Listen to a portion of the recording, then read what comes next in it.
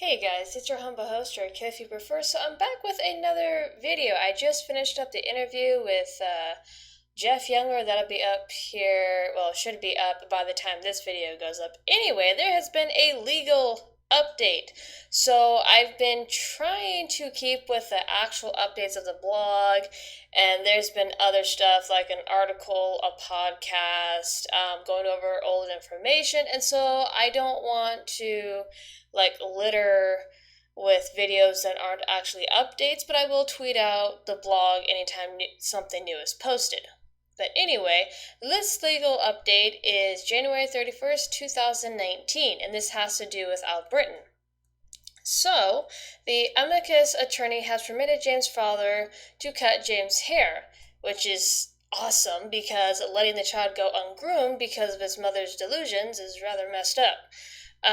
James' father believes that Anne Gorgelis wants to feminize James before the trial, which would make sense, try to appeal to emotion in parents and things like that, and all you're going to do is traumatize James even further. So, good on the attorney.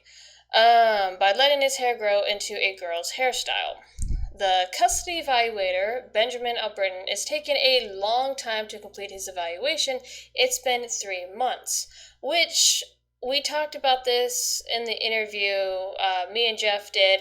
I have a speculation that he's taken his time and then he possibly could have some wrenches thrown in his way as to what's permissible to use and what's not. So let's continue reading. The office assistant says that Dr. Al Britton and Dr. Eagle are continuing to sort through the data and information they have been given.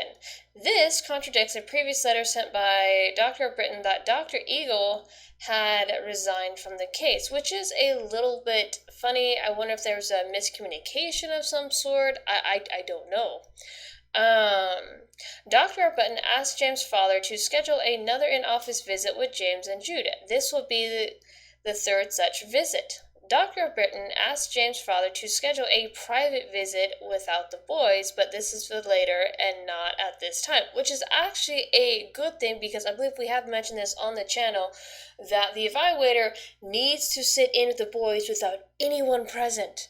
And when that happens, they're going to see that James very much wants to be a boy without the influence of his father and mother. And this is nothing to Jeff, but that evaluation needs to happen so Al Britton can get the full picture of the boys without any outside influence. I believe we talked about this, me and my co-host Ichabod talked about this on a stream that we did about this situation. So yes, I'm all for it, because the truth will come out then and everyone see for themselves. Not that the truth hasn't been shown already, but you know what I'm saying. It'll solidify everything that has been talked about. That means the custody evaluation is going to take longer, which is a good thing. Because the first evaluation was bunk, and was completely biased and ignored just practically everything that Jeff had shown the evidence, because we've seen the YouTube channel, we've seen the photos, we've seen the little blog videos by Sarah and Gwen when they have the boys with them, but just being boys and playing. So the fact that Al Britton has taken his time and wants a private evaluation with the boys, I think that is a good thing, and I really, really hope that James really shows up and like, hey, no, this is me. And something that, because I'm going to touch upon what was said in the interview as well. It was talked about the photo of James wearing that little bow tie standing in front of a home.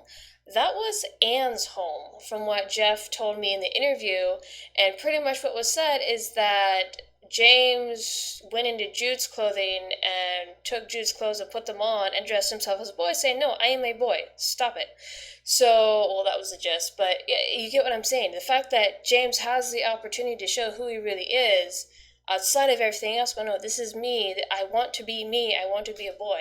Oh, I'm praying for the most success of that evaluation, because that, I think, will put the nail in the coffin to this freaking cockamamie scheme in regards to Anne and what she's been doing with these boys. Anyway, let's continue on. We have a hearing scheduled for the 20th of February 2019 at 1:30 p.m. on Ms. Gorga's motion to seal, which, by the way, once again, I'm grabbing everything and encouraging everyone to do the same thing.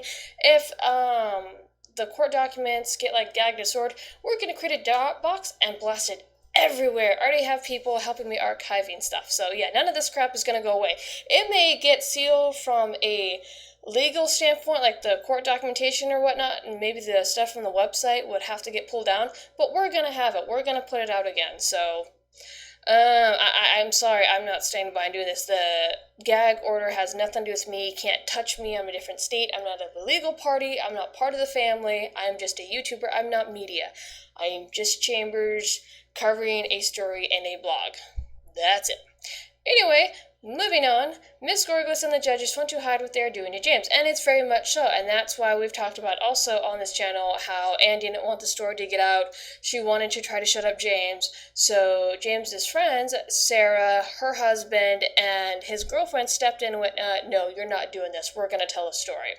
And now Anne wants to try to shut them up. Good luck. We have this stuff too.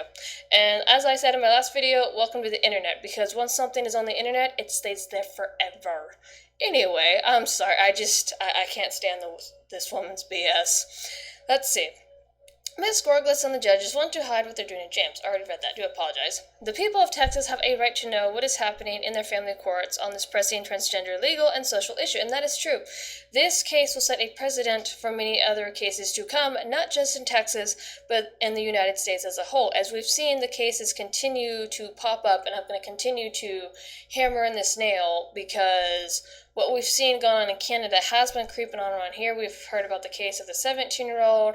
There's another case about a lesbian couple who's transitioning their little boy. So you have parents that are being allowed to do this to their children, and the children are like confused as all get out, and it is just one giant mess. And if something is not put in place to stop this, it is going to be a nightmare, which it's already turning into a nightmare at this point. The hearing will be in the Associate Judge's courtroom at Judge Scott Bishop, which he does work for Kim Cooks. George L. Allen Sr., Courts Building, 600 Commerce Street, 4th floor, New Tower, Dallas, Texas, 75202. It is not a special set. The hearing should be brief, lasting around 20 minutes. So that's good news to hear, and then they can't drag anything out. They're just going to go in, I guess, and explain, and it's more than likely Anne is going to give some bullshit story about how she's being attacked online, whatever.